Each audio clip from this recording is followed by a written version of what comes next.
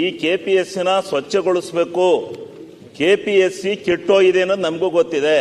ಆ KPSC ಎಲ್ಲ ನಡ್ಕೊ ಬಂದಿರೋ ದಾರಿ ಎಲ್ಲನೂ ಪರೀಕ್ಷೆ ಮಾಡಿದಾಗ ಅಲ್ಲಿ ನಿಜವಾಗ್ಲೂ ಅದು ಸರಿ ಇಲ್ಲ ಅಂತಕ್ಕಂಥದ್ದು ಎಲ್ಲರ ಜನರ ಮನಸ್ಸಿನಲ್ಲಿದೆ. ಅದು ಮುಖ್ಯಮಂತ್ರಿಗಳು ಹೇಳಿದ್ದಾರೆ, ಸರಿ ಮಾಡ್ತೀವಿ ಅಂತ ಒಪ್ಕೊಂಡಿದ್ದಾರೆ.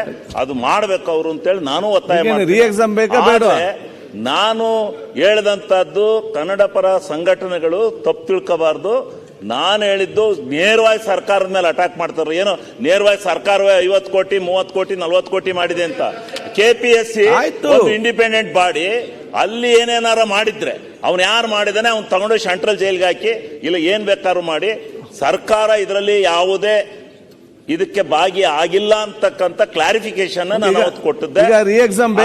ಈಗಲೂ ಕನ್ನಡ ಪರ ಸಂಘಟನೆಯವ್ರಿಗೆ ನಾನು ಹೇಳ್ತೀನಿ, ನಾನು ಯಾವುದೇ ಕಾರಣಕ್ಕೂ KPSC ನಡೆದಿರ್ತಕ್ಕಂಥ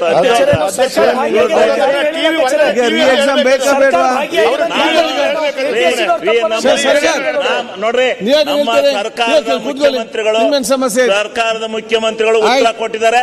ಮುಖ್ಯಮಂತ್ರಿಗಳ ಉತ್ತರ ಏನಿದೆ ಆ ಮುಖ್ಯಮಂತ್ರಿಗಳ ಉತ್ತರವನ್ನು ನಾವು ಸ್ವಾಗತ ಮಾಡಿದ್ದೇವೆ, ಭದ್ರಾಗಿರ್ತೀವಿ. ಆದ್ರೆ ಯಾವುದೇ ಕಾರಣದಿಂದಲೂ ನಾನು ಇದಕ್ಕೆ ವಿರೋಧಿ ಅಲ್ಲ ಅಂತಕ್ಕಂಥ ಸಂದೇಶನ ಈ ಸದನದಿಂದ ನಾನು ಹೇಳ್ತೀನಿ.